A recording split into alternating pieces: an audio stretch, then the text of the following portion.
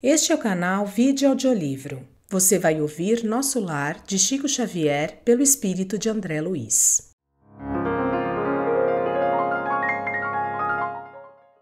Capítulo 9. Problema de alimentação.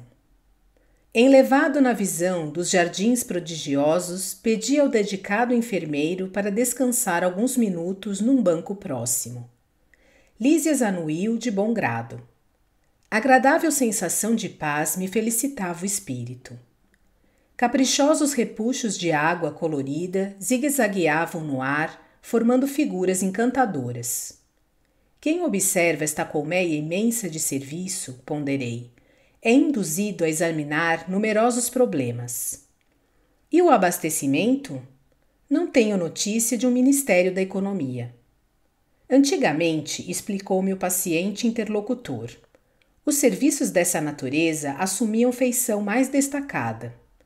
Deliberou, porém, o atual governador atenuar todas as expressões de vida que nos recordassem os fenômenos puramente materiais. As atividades de abastecimento ficaram, assim, reduzidas a simples serviço de distribuição, sob o controle direto da governadoria. Aliás, a providência constitui medida das mais benéficas. Rezam os anais que a colônia, há um século, lutava com extremas dificuldades para adaptar os habitantes às leis da simplicidade. Muitos recém-chegados ao nosso lar duplicavam exigências.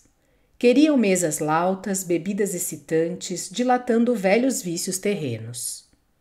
Apenas o Ministério da União Divina ficou imune de tais abusos pelas características que lhes são próprias. No entanto, os demais viviam sobrecarregados de angustiosos problemas desta ordem. O governador atual, todavia, não poupou esforços. Tão logo assumiu obrigações administrativas, adotou providências justas. Antigos missionários daqui puseram-me ao corrente de curiosos acontecimentos. Disseram-me que, a pedido da governadoria, vieram 200 instrutores de uma esfera muito elevada, a fim de espalharem novos conhecimentos relativos à ciência da respiração e da absorção de princípios vitais da atmosfera. Realizaram-se assembleias numerosas. Alguns colaboradores técnicos de nosso lar manifestaram-se contrários, alegando que a cidade é de transição e que não seria justo nem possível desambientar imediatamente os homens desencarnados mediante exigências desse teor, sem grave perigo para suas organizações espirituais. O governador, contudo, não desanimou. Prosseguiram as reuniões, providências e atividades durante 30 anos consecutivos. Algumas entidades eminentes chegaram a formular protestos de caráter público reclamando. Por mais de 10 vezes o Ministério do Auxílio esteve superlotado de enfermos, onde se confessavam vítimas do novo sistema de alimentação deficiente. Nesses períodos, os opositores da redução multiplicavam acusações. O governador, porém, jamais castigou alguém.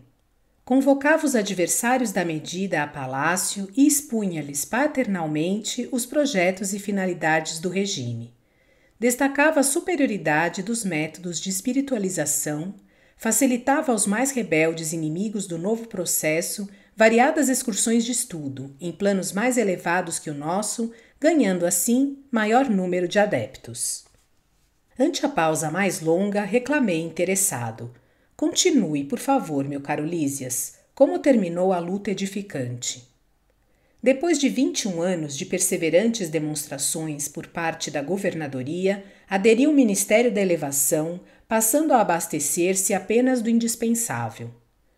O mesmo não aconteceu com o Ministério do Esclarecimento, que demorou muito a assumir compromisso em vista dos numerosos espíritos dedicados às ciências matemáticas que ali trabalham.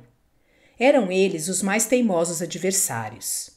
Mecanizados nos processos de proteínas e carboidratos, imprescindíveis aos veículos físicos, não cediam terreno nas concepções correspondentes daqui.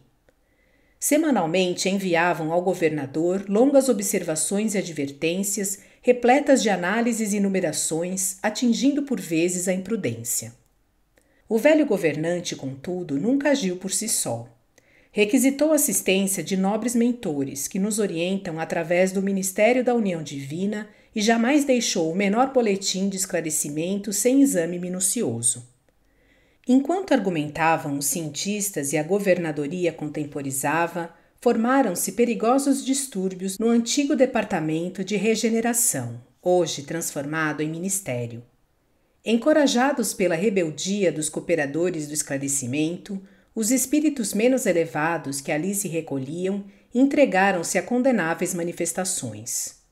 Tudo isso provocou enormes cisões nos órgãos coletivos de nosso lar, dando ensejo a perigoso assalto das multidões obscuras do umbral que tentaram invadir a cidade, aproveitando brechas nos serviços de regeneração, onde grande número de colaboradores entretinha certo intercâmbio clandestino em virtude dos vícios de alimentação. Dado o alarme, o governador não se perturbou. Terríveis ameaças pairavam sobre todos.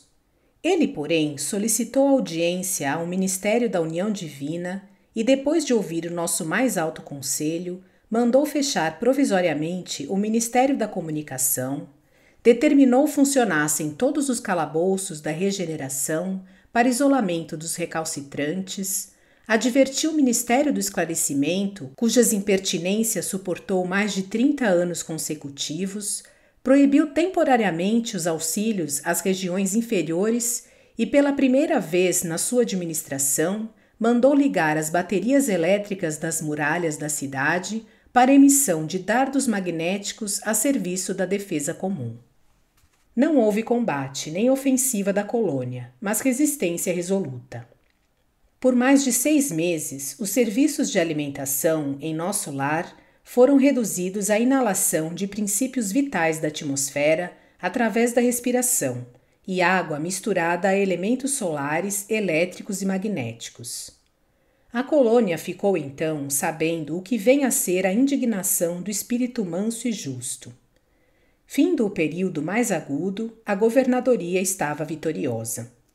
O próprio Ministério do Esclarecimento reconheceu o erro e cooperou nos trabalhos de reajustamento.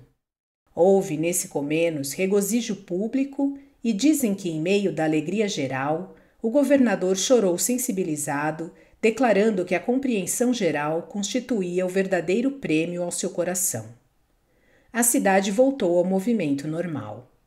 O antigo Departamento da Regeneração foi convertido em ministério.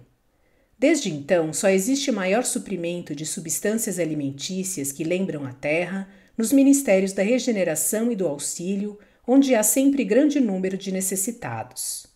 Nos demais, há somente o indispensável, isto é, todo o serviço de alimentação obedece à inexcedível sobriedade. Presentemente, todos reconhecem que a suposta impertinência do governador representou medida de elevado alcance para a nossa libertação espiritual. Reduziu-se a expressão física e surgiu o maravilhoso coeficiente de espiritualidade. Lísia silenciou e eu me entreguei a profundos pensamentos sobre a grande lição.